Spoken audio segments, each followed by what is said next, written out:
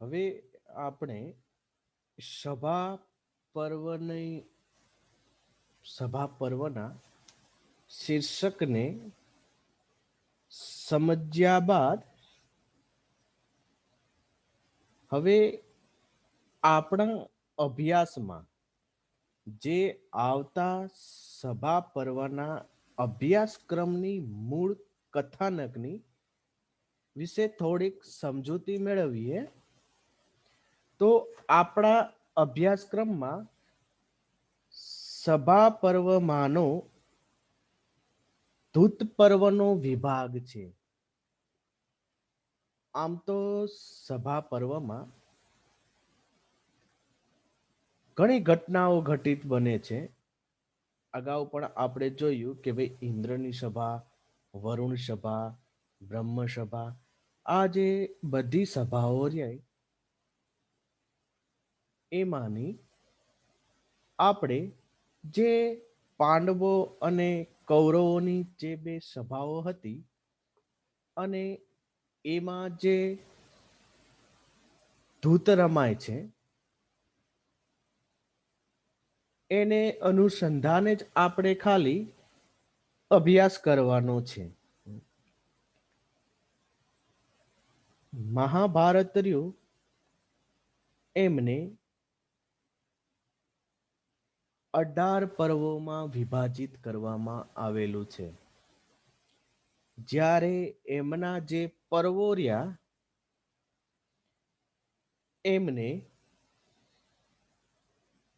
અધ્યાયોમાં વિભાજિત કરવામાં આવેલું છે. તો જે સભા પર્વની અંતર્ગત જે ધૂત પર્વ રહ્યું એ 43 થી 65 અધ્યાય સુધી પથરાયેલું છે. જ્યારે આપણે 50 થી 63 અધ્યાયનો અભ્યાસ કરવાનો છે. આથી આપણે 43 થી 49 અધ્યાયોમાં જે આવતી પૂર્વ કથાઓ રહી એમનો જ ખાલી પરિચય મેળવવાનો છે. તો યુધિષ્ઠિરે કરેલો અદ્ભુત જે રાજસૂય યજ્ઞ હોય એ પૂરો થાય છે અને મહેમાનો ત્યાંથી વિદાય લે છે. બધા નજીકના સગા તરીકે દુર્યોધન અને શકુની કેટલાક દિવસ માટે ત્યાં જ રોકાઈ જાય છે.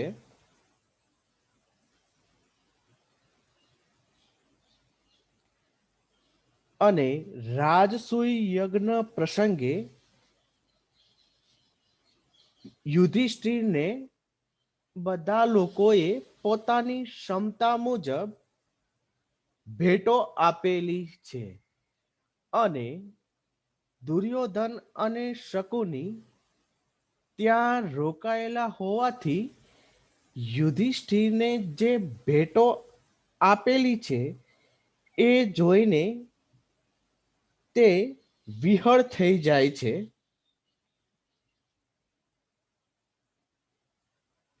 અને તેણે જે સભા હોય એની જે યોજનાઓ હોય એ નિહાળે.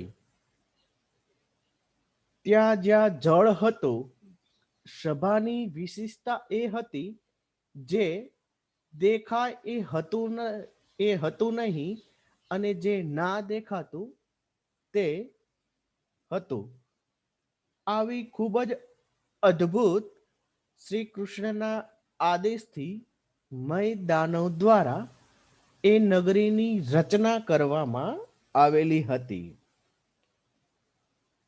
જ્યાં જળ હતું ત્યાં દુર્યોધનને એકવાર સ્થળ દેખાયું અને જ્યાં સ્થળ હતું ત્યાં પાણી નીકળ્યું અને દુર્યોધન ત્યાં પાણીમાં પડી જાય છે એકવાર બંધ દરવાજાને ખુલ્લો જાણીને દુર્યોધન ત્યાંથી પસાર થાય છે અને તેમનું માથું હોય એ દરવાજામાં ભટકાય છે. આમ તે યુધિષ્ઠિર સિવાયના પાંડવો તથા દ્રૌપદીની હાંસીને પાત્ર બન્યો અને ત્યાં જ એમના પ્રત્યે એમના મનમાં પાંડવો અને દ્રૌપદી પ્રત્યે ઈર્ષાના બીજ રોપાયા હતા. આખરે તે યુધિષ્ઠિરની સંમતિ લઈને ત્યાર પછી એ હસ્તિનાપુર આવે છે. હસ્તિનાપુર આવીને દુર્યોધન મનમાં ને મનમાં બેચેન રહેવા લાગે છે અને એની બેચેનીનું કારણ શકુની તેને પૂછે છે અને દુર્યોધન નિશાસો નાખતા કહે છે કે મામા યુધિષ્ઠિરની જાહો જલાલી રાજાઓની યુધિષ્ઠિરને કદમબોશી તેમજ તેમણે આપેલી કિંમતી ભેટો જોઈને હું અંદરો અંદર સળગી રહ્યો છું. કયો સત્વશાળી પુરુષ પોતાના શત્રુને સમૃદ્ધ અને પોતાની જાતને પતન પામતો જોઈ શકે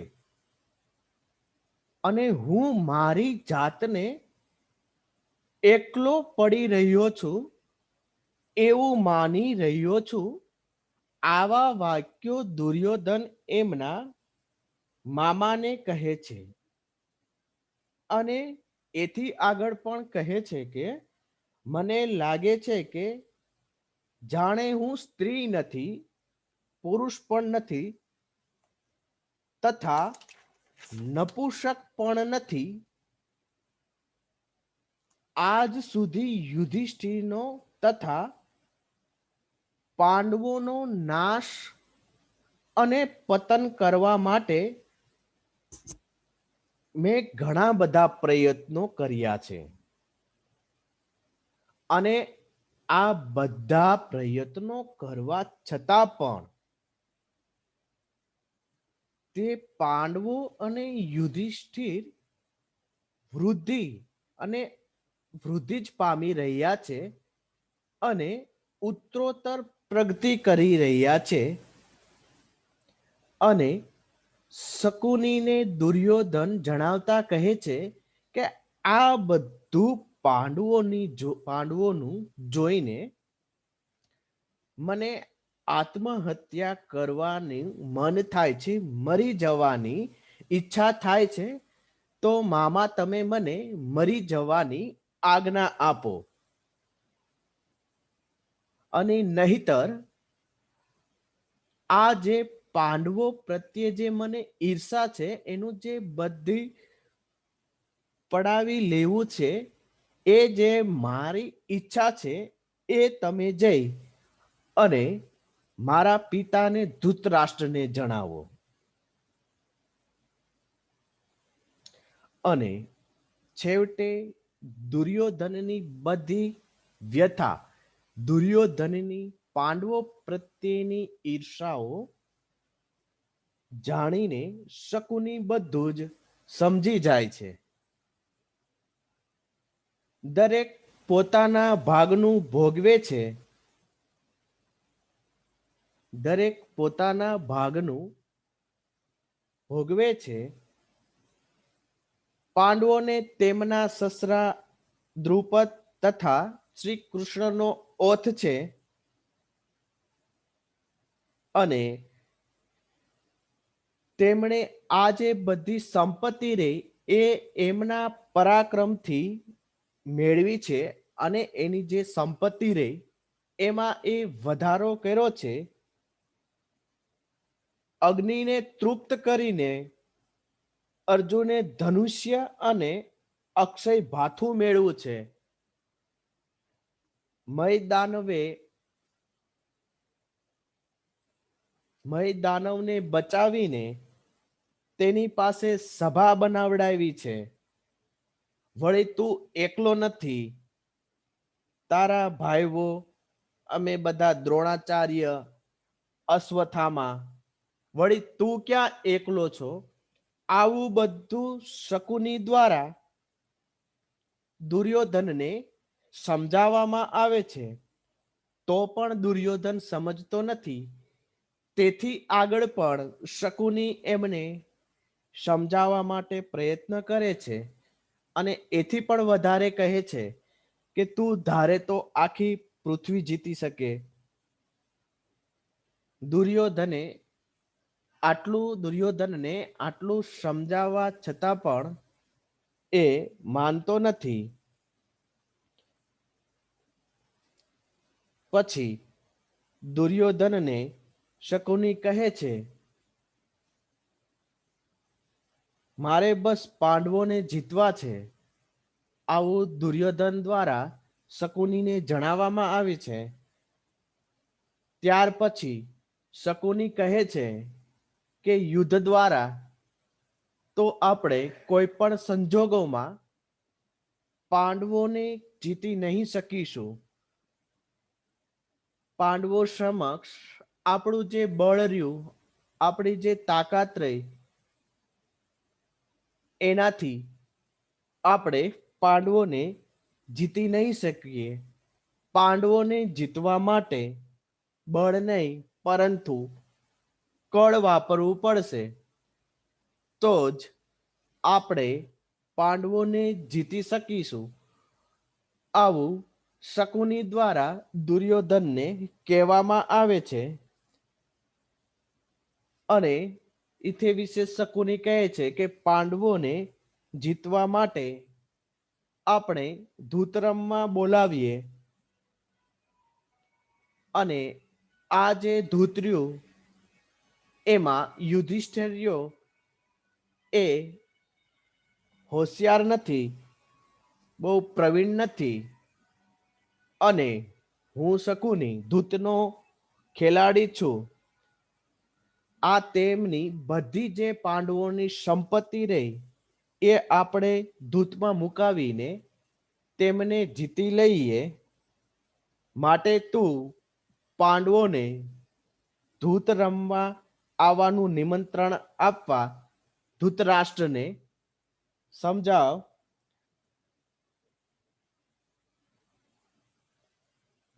અને જે શકુની દ્વારા જે દુર્યોધનને કહેવામાં આવે છે એ જ દુર્યોધન કામ પાંડવોને ધૂત રમવા માટેનું સમજાવવા માટે શકુનીને જ ધૃતરાષ્ટ્ર પાસે મોકલે છે.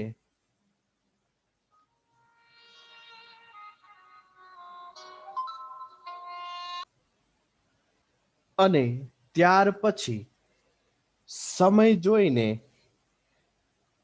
શકુનીએ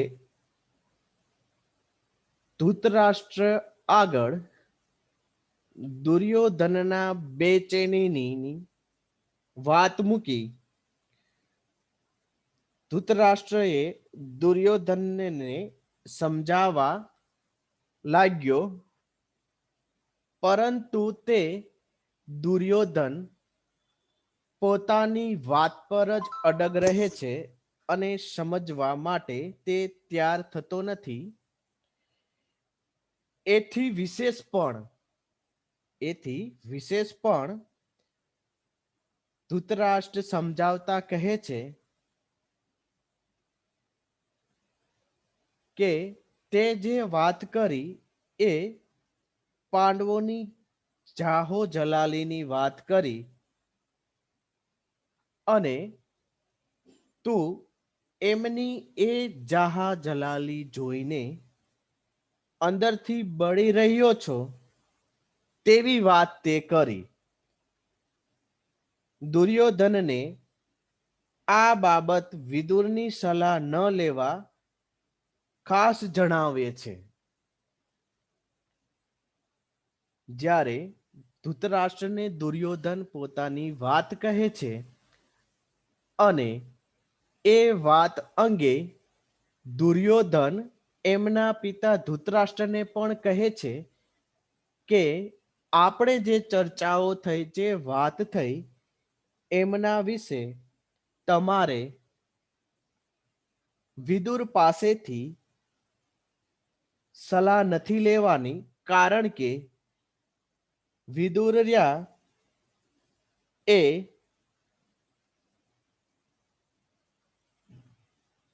દુર્યોધનની કરેલી વાતને માન્ય નહીં રાખે, અને જો માન્ય નહીં રાખે તો દુર્યોધન ધૃતરાષ્ટ્રને કહે છે કે હું આત્મહત્યા કરી લઈશ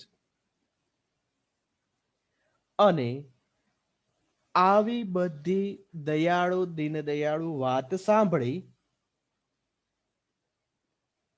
ધૃતરાષ્ટ્રયા એ પીગળી જાય છે અને એ તરત જ દુર્યોધન આગળ પોતાનો પ્રસ્તાવ મૂકે છે અને કહે છે કે 1000 સ્તંભો વાળી વિશાળ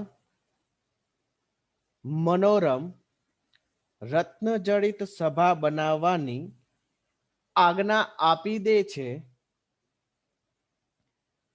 ધૂતનો દોષ સમજાવતા હોવા છતાં, ધૂતનો દોષ સમજતા હોવા છતાં ધૃતરાષ્ટ્ર પુત્ર પ્રેમના કારણે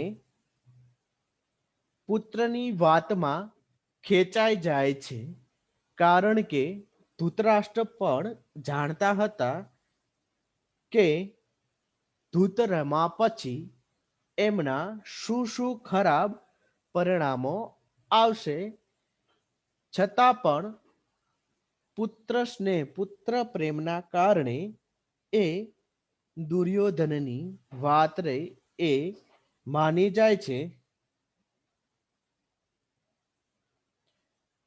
અને ત્યાર પછી વિદુરજીએ પણ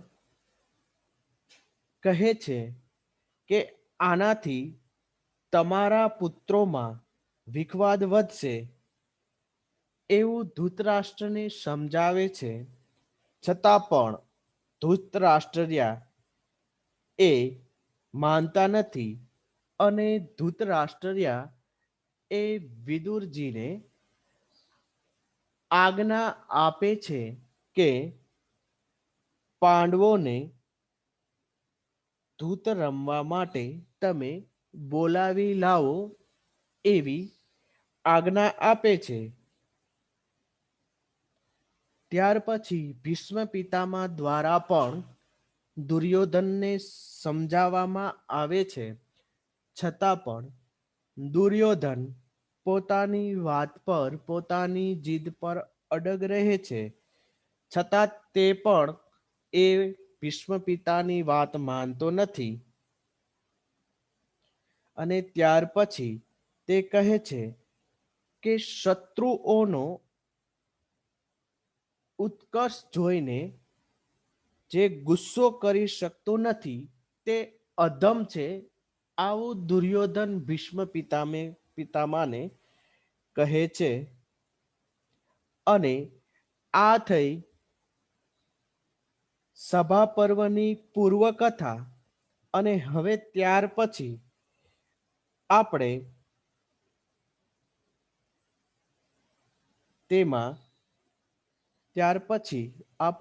તેમાં પ્રથમ ધૃતરાષ્ટ્ર હજી એકવાર દુર્યોધનને સમજાવે છે, પરંતુ એ સમજતો નથી